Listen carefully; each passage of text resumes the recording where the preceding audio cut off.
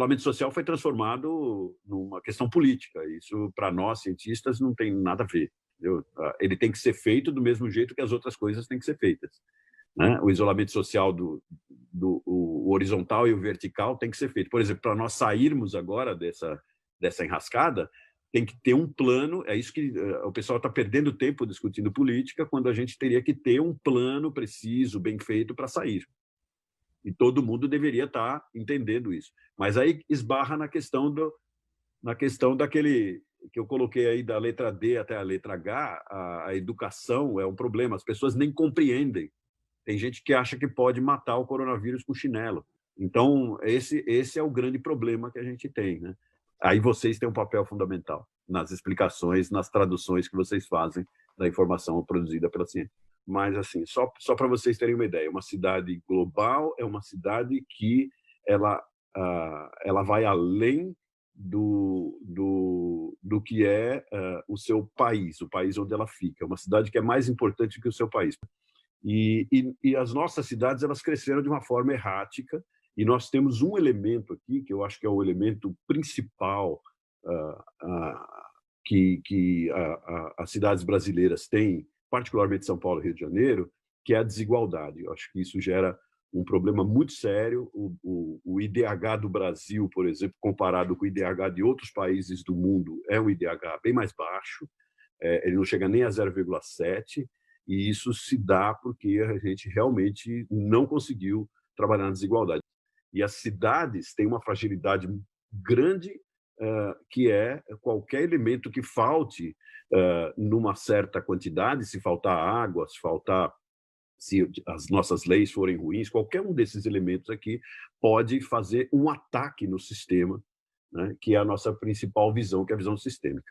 Então, a universidade é o centro. Por quê? A universidade é a produção do conhecimento. A universidade é o que produz a informação, que é a única forma que o ser humano conseguiu até agora de produzir informação que seja útil. Nós estamos passando isso agora pelo coronavírus, seja, de fato, mais próximo da verdade. Estamos muito longe de enxergar o mundo como ele é, mas essa informação é uma informação super útil para melhorar a vida das pessoas. Então, o que acontece? Se você pensar hoje na situação em que nós nos encontramos, da cultura brasileira, a nossa política e uma parcela da população pegou essa bolinha do saber aí e tornou ela extremamente pequena.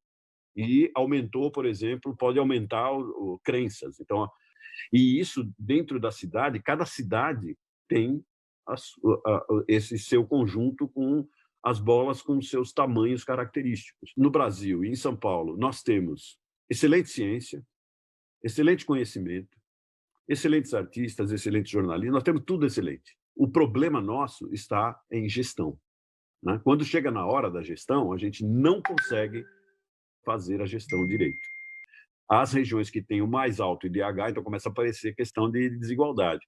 As regiões que têm o mais alto IDH são as regiões mais arborizadas. Que uma pessoa que vive em São Paulo, numa região pouco arborizada, chega a viver até 20 anos menos do que uma pessoa que vive na região arborizada. É lógico que isso não é só a árvore, tem vários outros elementos aí. Nós pegamos esses padrões urbanos, então vocês estão vendo aí a letalidade, que é o número de mortes por casos de coronavírus, do lado esquerdo, e aí a gente vê A, B e C, e D e H, quer dizer, você tem mais mortes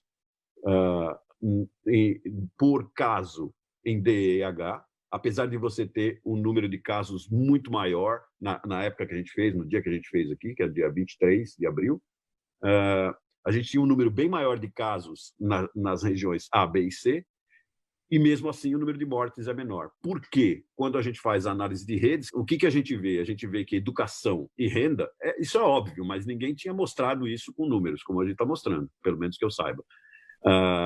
Educação e renda são fundamentais para que as mortes sejam menores, a proporção de mortes sejam menores. Esse material todo, se a gente tiver a participação de jornalistas nesse processo todo, a gente pode chegar a alguns elementos. Um que nós vimos lá, que eu tenho uma ansiedade muito grande por fazer, mas os jornalistas têm que dizer se isso vai ser eficiente ou não, etc. Mas nós temos já algum material que a gente tem a ambição de criar a nossa revista Urban SUS. Por que Urban SUS? todos os nossos eventos chamam-se séries Urban SUS. Então, a gente tem uma marca com isso, dos Cidades Globais, que é a marca Urban SUS. Existe um tabu em relação ao crescimento populacional, porque existe uma influência muito grande na cultura mundial em geral, e na brasileira em particular, que é uma cultura religiosa, e baseada na família, que vem lá dos gregos, antes disso, baseada na família, que você casou, você tem que ter filhos, é obrigatório ter filhos, as mulheres têm que ter filhos, etc. E isso tudo gera um problema. E aí, quando se fala em controle populacional, as pessoas acabam remetendo isso à China, etc., com uma coisa ruim e tal. Só que tem o seu custo. Se a gente quiser manter a população crescendo, isso vai ter um custo e nós vamos ter que arrumar jeito de obter água de algum lugar, de algum jeito. O lugar onde nós vivemos, a nossa cidade, é uma cidade que tem uma característica incrível, na minha opinião, que é essa característica de usar etanol ao invés de usar gasolina, ou de ter essa participação do etanol em todo o sistema de transporte nosso. Infelizmente, nós não temos o etanol para caminhões, que seria o ideal, porque a poluição é muito grande também pelo diesel, né? Nós temos uma percentagem razoável de biodiesel no sistema de transporte brasileiro.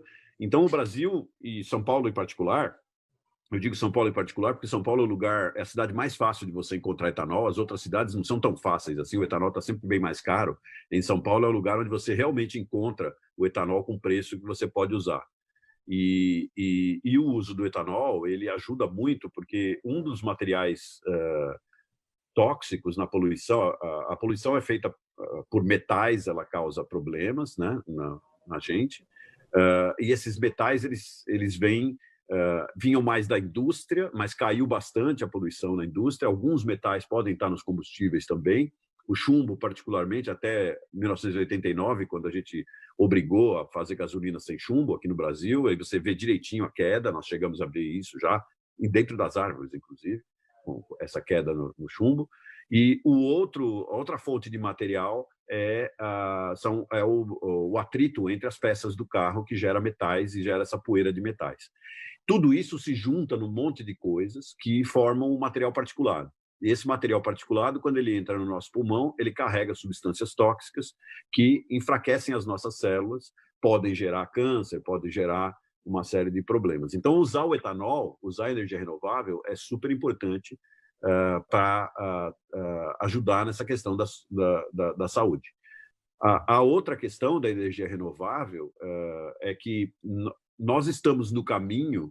Então, o que nós estamos fazendo já com esse projeto grande da Politécnica, junto com a Shell, na realidade, é um caminho da gente tentar ter emissões de carbono negativas, usando um acoplamento entre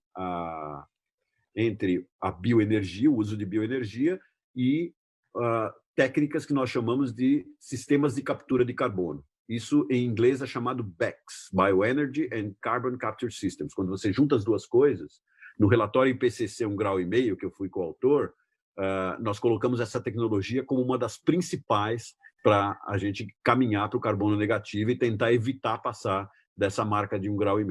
Captura de carbono, por exemplo, para vocês terem uma ideia, nós podemos pegar o carbono que é produzido na dorna de fermentação de uma usina e injetar esse carbono a 3 quilômetros de profundidade, e ele reage com as rochas ali e fica guardado. Então, você pode fazer sistemas de captura desse tipo, e o Brasil já tem isso feito, tem um monte de coisa interessante na parte de captura, assim como tem toda a parte de bioenergia.